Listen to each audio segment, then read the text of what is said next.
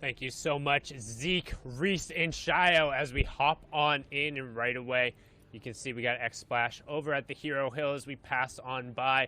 There's the Authority as we can see the spread on the map. Try and check it out. You can see a little bit of contention going on slightly outside and in between Holly Hedges and the Sweaty Sands area. There is contention going on at Authority as well. You can pass by as we see the uncontested Stark Industries that they just talked about, and we'll hop on board with our winners of last match. That's Swag, who's over here at one of the fishing ponds. I have to say, the adjustment is on here from week 1 to week 2. Last time we saw this team, one, they had different names. That blubbers me every time. 2, they're changing their spot. Last time, this team landed all the way down south in Slurpee Swamp. So they made the adjustments there. I remember this squad always running around Weeping Woods. They were always running into the Storming Right through rotaries. And I think this adjustment paid off. And my question is, though, Sundown, what happened to Mongrel? His trios, I mean, that would have been a prime game to hold down, considering that this favored exactly anyone that landed here in the upstate New York area, which is where Miro's trio is, or that Mongrel trio. So it's interesting to see what happened. Like, sometimes when I play Battle Royales, when that zone comes your way, it's a question of, do we want to go out there and get some elims? Because the top 10, essentially 60% of their points came from placements, 34% or so came from elims. So I wondered, did they leave? Did they decide? Were they in shambles? I mean, that's going to be something that we definitely had to check out in the replays and the VOD reviews.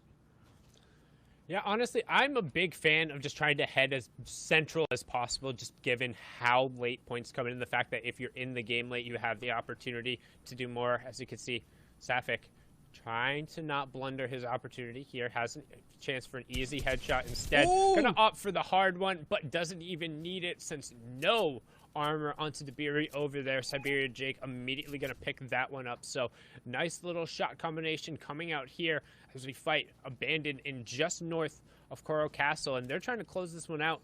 Doing a good job of putting some pressure down here from Siberia Jake, Safik, and Razumi. And here it is, the opening engagements. We're seeing that a good chunk of the percentage of elims come from these opening moments. They die down going into the second zone, and about the third and then the fifth zone, they kind of ramp up because the Storm Surge kind of kicks in. And we'll talk about that throughout the day, how Storm Surge affects our competitors.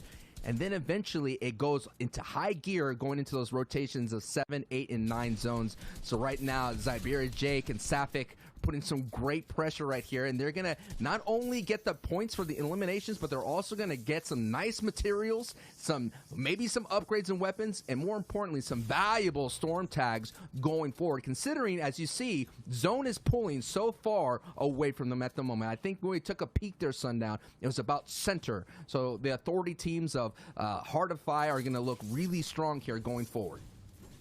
Yeah, assuming they can win that early fight again. So far, they've been pretty good about defending Authority. Not sure exactly who the team fighting there is, trying to keep an eye on that elimination feed. But winning this fight, particularly over in the top left, it's the only area around there on the Old Shark that gives you, a ton of access to, quick metal. Coral metric tons of brick. You can honestly farm up to 500 brick in what feels like 4 swings. So that's the benefit of landing all the way out there. You can realistically get to kind of that metal and brick cap just so fast. But now hopping on board again, you can see a quick and cheeky little supply crate dropping in. So the winners from last match, who benefited a lot from the fact they didn't have to move in those 5th and 6th zones, pulled so hard over Stark Industries, getting a little bit of bonus RNG off of the start there with the supply crate coming down. Quick question there, so now, do you feel that the zone favoring Stark Industries will be just will this team be a one-hit wonder? Will they be able to capitalize this momentum that they found getting that Victory Royale and taking throughout the entire 12? Because, sometimes you have to take advantage when zone favors you, and you have to take advantage of those things. And Thomas HD, as we're watching right now, taking advantage of his skills and getting a nice sniper shot to open that engagement. But is that going to be their one-hit wonder, or can they do it? Because remember last week, they kind of were inconsistent being on the middle of the pack there. I think they benefited a ton from that zone and a ton from the fact that Tayson, Mitro, and Mongo had gotten taken out. Now you can see there Anas being taken out by Toby, Shakedown coming through, taking the L a little bit, but might need to be careful as Flick takes a whole bunch of damage. It's going to be forced to burn through his utility. It is a 3v1, so they should be able to convert on this no problem, but the key here is you want to be able to convert without taking a ton of utility or even potentially being forced to reboot somebody as Flick does get down, but Anas says, hello, is anybody there? Here's Johnny straight through the wall with the shovel. Woof. The disrespect, the pickaxe, there's nothing like it. And you know what's worse? The cherry on top is that hee-haw donkey laugh, which kind of triggers me every now and then. And then taking the L, man, hey, that is a weighted condition, though, Sundown. You could do it on social media. You could send out your tweets. You could do all those kinds of things. You could send out your impressions, your farming, whatever you want to call it. But you could do it in-game. You could go ahead and let them know. And doing that emote on top of that, man, that is going to be something that's going to be burned into their mind going forward to the rest of the way. Woo! That was nice. It's a nice pickup there, and you can see Benji's Trio 51 elimination game during the round one. And I mean, generally kind of the opens in Europe for these top 0.01% of teams, the ones who we consistently see in every single finals, and it's a surprise when we drop out. You kind of expect to see those large games because they kind of put their pedal to the metal and they're like, hey, what's the biggest number we can get? What's the high score? All right, let's try and beat that. That's what they look to do kind of during those open rounds. And one thing I also want to talk about, you were just mentioning about conditioning your drop and emoting on it. I'm going to say it one time and I'm going to say it super loud. If somebody emotes on you and that kind of affects your mental and it impacts your ability to play the game, you're soft. In a competitive game, when it comes through, you should not be letting that go through. The second you're down, after that, the only thing you should be worrying about is relaying information over your team. And I'll go all the way back. I started playing competitive games when I was 13, and the first tournament I was going to were Gears of War tournaments. And I'm literally just getting screamed at by 18 to 22-year-old men. And it's just that's all it was. And if you're not able to kind of put up with just somebody dancing on you and doing a little in-game dance type of thing, and that's going to impact the rest of your competitive go through, or you're then going to be like, oh no, we have to land on that team the entire time. You're just letting down your trio in that circumstance. I can see it a little bit in solos because then it's oh yeah, maybe I can hijack it and go through a decent amount of gameplay. But if that gets to you in trios, oh, I don't know, man. I think you need to rethink your competitive mentality in that case. I gotta say though, this is a different environment though. The LAN, I remember seeing so many clips of CDN the third, standing up and you physically yelling at someone, or the Nick Mercs of the world, the HDs of the world. Man, you're taking it back to the old school, but this is the new school that we're kind of seeing here. The Train Hards, Matse, and Amplify, and ADN. It looks like they kind of did not have those elim situations that they got earlier on. No elims happening, but there is a nice knock through the bush all the way through the leaves, and they're going to go ahead and try to close it out. And wow, a 37 tag going in with the blue pump. We're talking about aggression. We're talking about the new blood injecting themselves into the scene, and this is how you do it here on the biggest stage of the Twitch TV, the Fortnite, on YouTubes, on Twitter. Hey, we've been seeing it all throughout the time. If you keep up your socials, if you match those branding, the stats show that you will get those impressions that you're looking for. And you're seeing on the top of your screen, folks, Benji, Lechi, and Savage are all together. Trio is still vibing, and they are going to look to make an impression in this game here in round one, game two. We got 6 games today, and then tomorrow we have another 6. And then we have a cumulative total and see the top 15 qualify.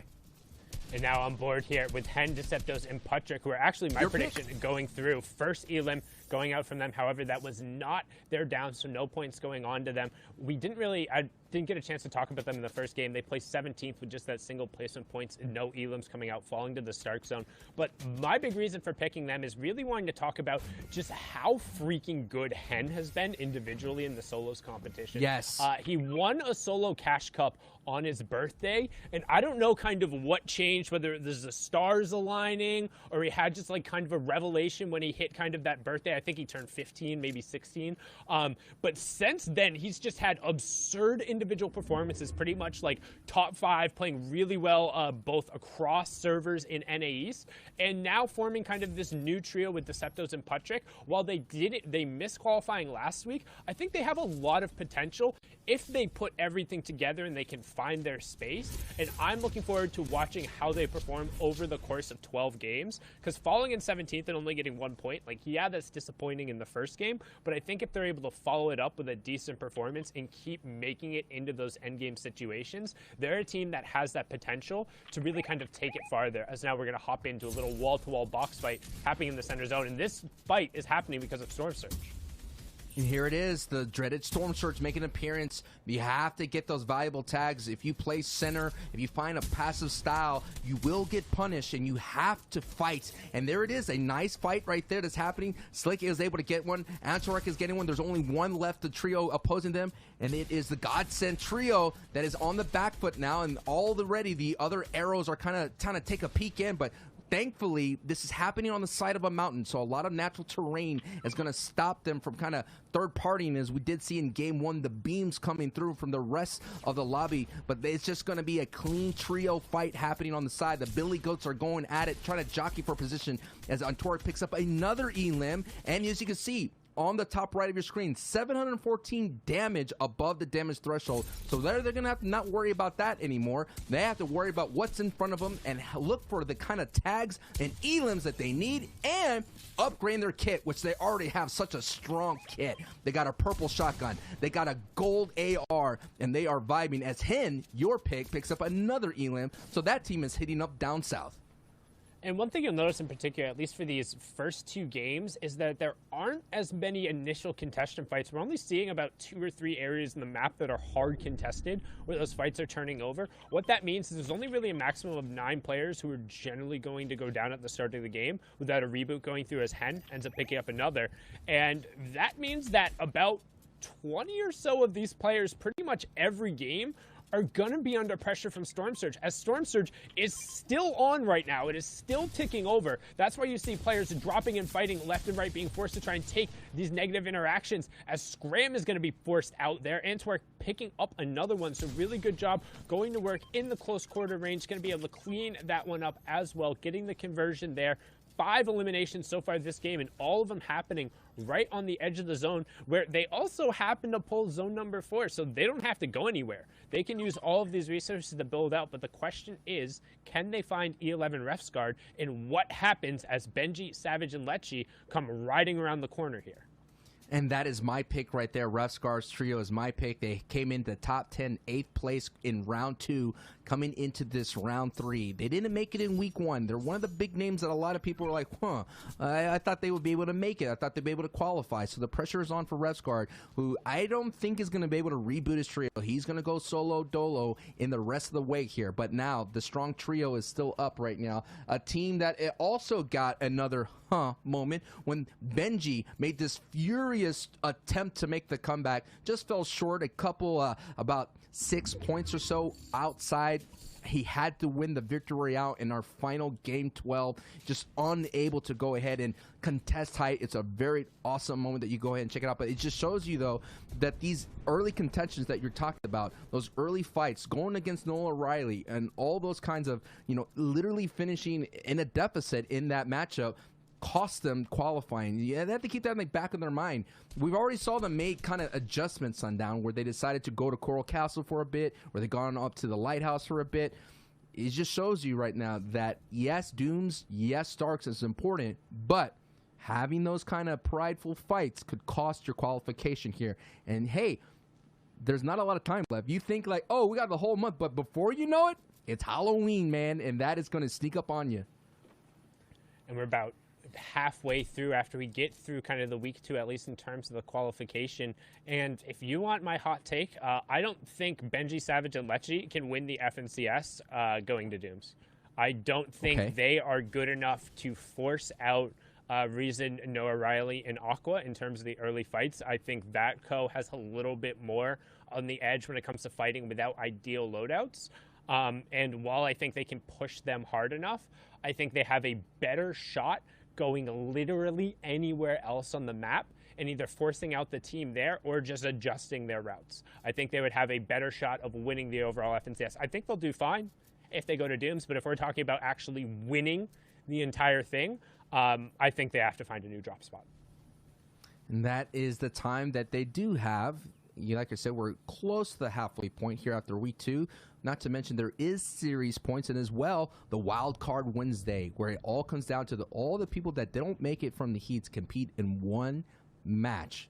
And literally one victory royale punches your ticket into the dance. And we're seeing the dance that's about to unfold as a nice pan and overview shot just to give you an idea how everybody's jockeying for positioning. So much is happening. So many comms is going off.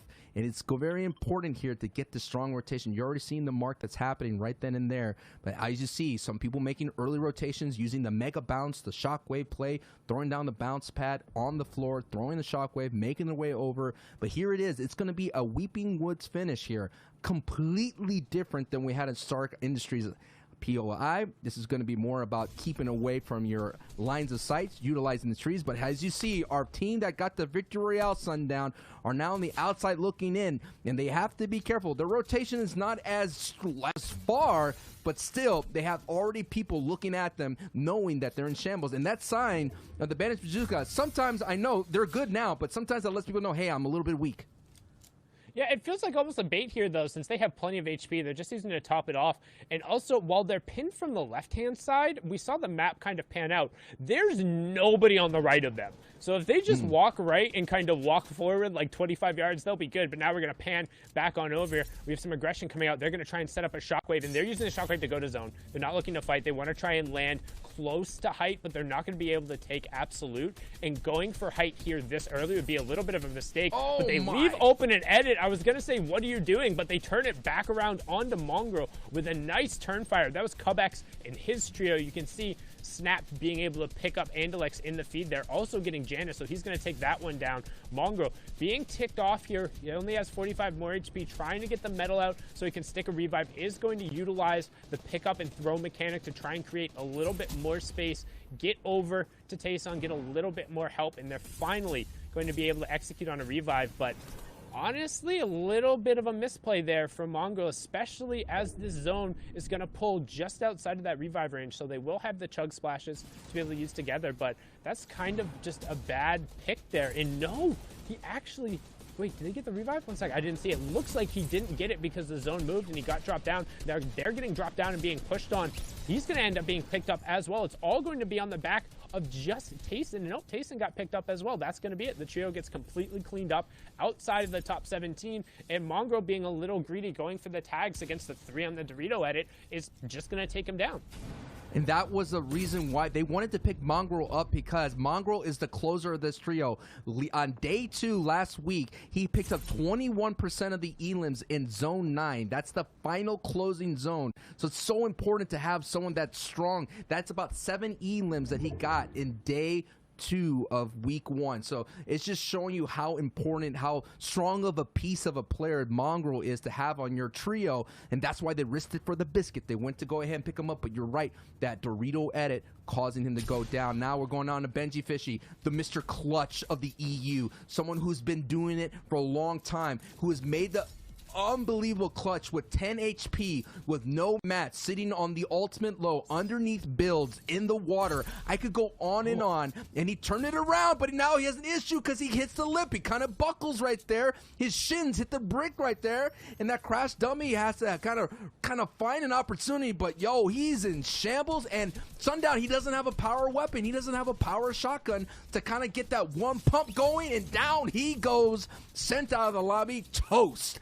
Dunzo eliminated.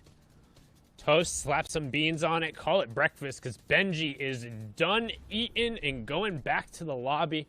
Just spit him out there. Not going to be able to do anything here, and only 3 points so far coming out from the trio after the first 2 matches. So having a tough time exiting away from that Dooms yet again, as we saw a little bit last week, and we're going to hop on board here. Kiriachi, Rotary, Stormy Right. We saw them when they were able to get out of that kind of Slurpee area, they had relative success. They really need to clutch up in the semifinals to even make it here. They were on the outside looking in until their final game, but now they're in a really good spot with 3 Shockwaves, already have 4 eliminations to their name, 9 points so far, so only 5 coming out from the first game, but Zone is pulling towards them, and they should be able to do a lot here, Sancho.